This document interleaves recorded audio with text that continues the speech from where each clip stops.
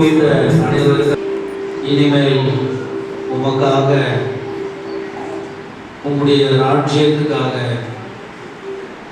உம்மை பின்பற்றுகிறவளாய் இந்த பூமியில் வாழ வேண்டும். இதுவரைக்கும் வாழ்ந்தது போல பரிசுத்தமாக உண்மையாக வாழ வேண்டும். எந்த பாவங்களும் என்னிடத்தில் காணப்படக்கூடாது என்று தங்களை ஒப்பு கொடுத்திருக்கிற பிள்ளைகளை பேதுருவை போல கைபிடித்து தூக்கி எடுத்து